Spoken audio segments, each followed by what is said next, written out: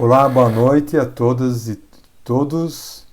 Espero que vocês estejam muito bem nesse momento difícil, né? A aula de hoje nós vamos falar de um tema que dialoga bastante com o contexto que a gente tem vivido, porque a gente vai discutir, a partir do texto do Acosta, a ideia de desenvolvimento. E a gente passa hoje por algo muito mais profundo, uma crise mais profunda do que somente o problema do vírus, né? Existem implicações econômicas severas, né,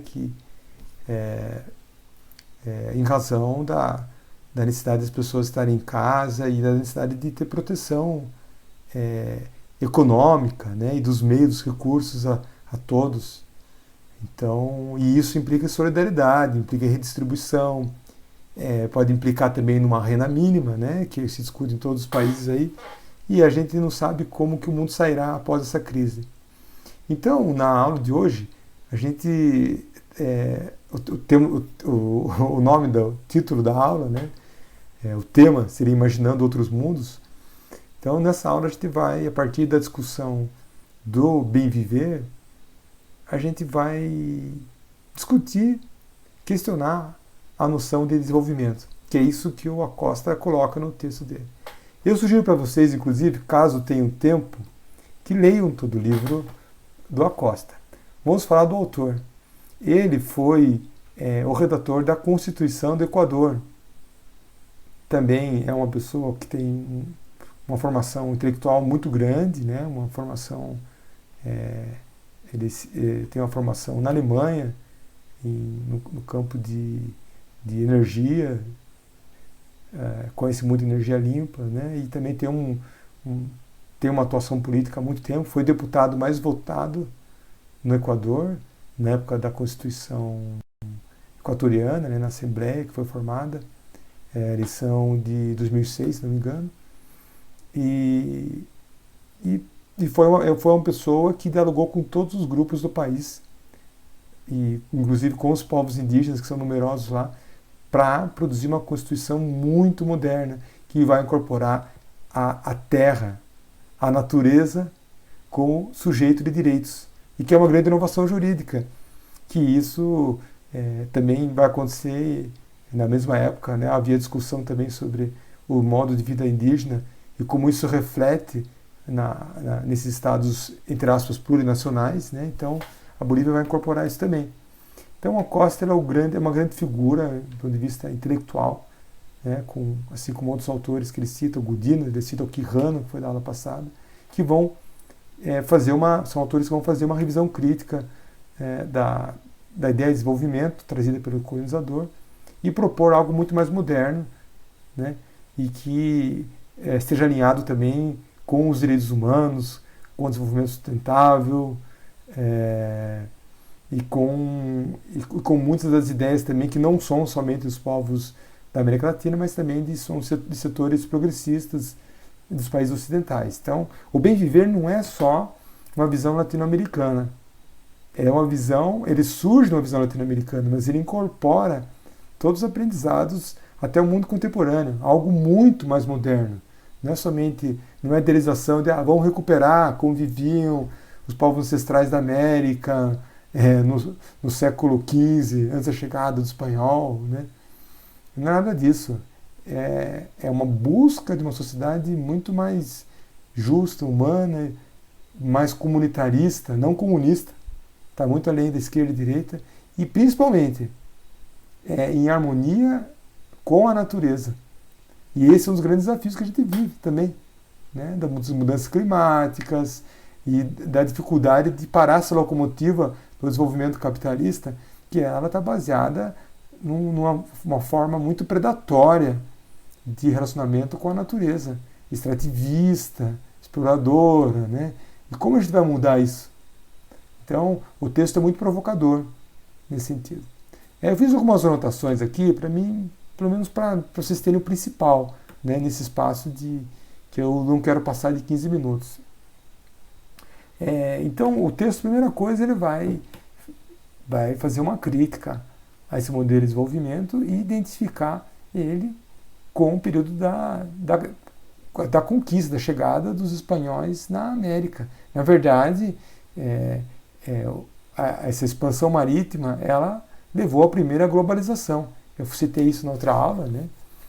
Porque, de repente, aquele mundo que era limitado ao norte da África, a uma parte da Ásia, a Europa, ele se torna, ele se expande para o planeta todo, né? A Terra realmente era redonda. Os europeus conseguiram provar para eles mesmos. O que os povos indígenas já sabiam, né? Os guaranis aqui já sabem há milhares de anos que a Terra era redonda. Os povos da África, mas os europeus eles estavam nessa discussão se a Terra era redonda, se não era, né? E eles expandiram o comércio para o planeta inteiro. Eles não vieram aqui buscando conhecer a natureza, fazer amizade. Eles vieram em busca de ouro, em busca de riquezas, de seda, de especiarias. Vieram com um propósito comercial, dentro daquela economia mercantilista, né? E aí, a partir daquele momento, se criou um sistema global, em que esses povos foram conquistados mediante violência de várias formas, e se passou a utilizar a mão de obra escrava, que era muito mais barata, eficiente, gratuita praticamente, né? E levar essas práticas extrativistas, predatórias para todo o planeta. Então foi um choque gigantesco para os povos que aqui viviam, com a enorme diversidade de povos que viviam na América, diversidade cultural, étnica, que viviam, pelo que a gente se conhece hoje, viviam um desenvolvimento sustentável, não tinham práticas predatórias. A natureza estava integrada, ou melhor, o ser humano estava integrado na natureza, né? E isso é aquilo que eles acreditavam, é aquilo que eles viviam no cotidiano. E eles chegaram aqui, vocês imaginam como que eram os indígenas encontrarem com portugueses e os portugueses querer buscarem madeira. E a primeira pergunta que vinha na cabeça deles é: ué, onde vocês vivem não tem árvore? Por que vocês querem madeira daqui? Então eram os dois mundos que se encontraram. E a partir daí, dessa dominação da conquista, no caso das Américas, né, que nós estamos focando aqui, na conquista, vai surgir a ideia daquele que é superior, que tem a religião superior, que foi falado em outra aula, né? Aquele que é civilizado com aquele que é primitivo.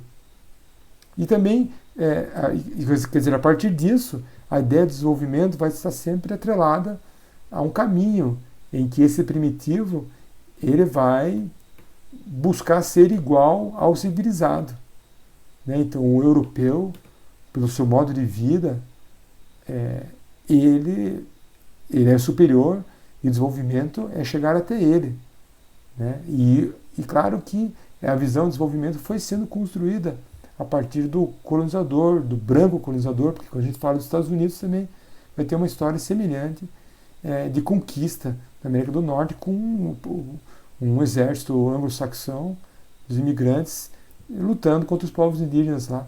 Então os Estados Unidos também é resultado dessa colonização. Então essa visão do Truman, que ele cita no texto, Alberto Acosta, é a visão do europeu também, transferida, implantada para a América. A visão do desenvolvimento, em que a gente deveria aderir às mesmas práticas deles, de livre iniciativa, propriedade privada, de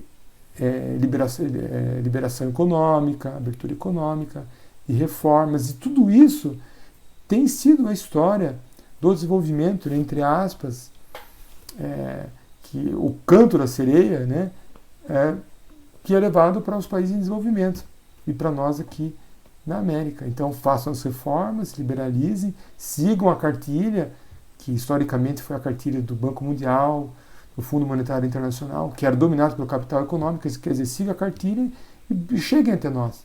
Só que isso sempre foi uma promessa.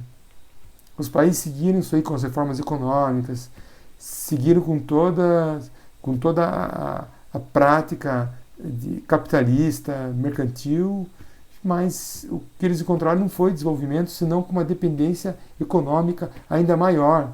Então nós nos convertemos, isso até hoje, né, a gente vê, em povos que em sua grande maioria exportam produtos primários, são economias extrativistas e que dependem da tecnologia, do conhecimento que vem dos países ricos.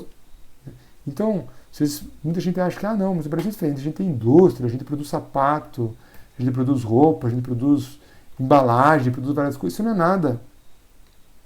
A gente importa tecnologia. A gente pode exportar uma tonelada de silício e vai receber um silício bem pequenininho dentro de uma placa e vai valer muito mais. Vai valer muito mais do que a matéria-prima que a gente exporta. Então, a gente tem se convertido em grandes exportadores de commodities. Esse modelo de desenvolvimento ele não nos serve, porque é um conjunto de promessas. E o principal de tudo, esse modelo de desenvolvimento ele está baseado numa exploração predatória do planeta. E a humanidade vive hoje face ao grande desafio do aquecimento global. Isso não é brincadeira, porque é a casa que a gente vive, que ela está caindo, o telhado está caindo na nossa cabeça. Uma série de doenças, o próprio coronavírus, ele faz parte de um contexto também em que os sistemas ecológicos eles estão ameaçados. E hoje, algo muito moderno que está se falando esse ano, colegas de outras áreas, da área ambiental, de ciências biológicas, que a gente tem também que medir a saúde dos sistemas ecológicos. Importante não é só a saúde humana, mas como esses sistemas ecológicos estão para garantir a subsistência do ser humano nesse planeta. Então, o bem viver é uma forma de recuperar as práticas culturais, os valores dos povos indígenas da América Latina, da América do Sul, principalmente. Alberto Acosta vai falar dos andinos, da região da Amazônia, mas não é diferente no continente inteiro.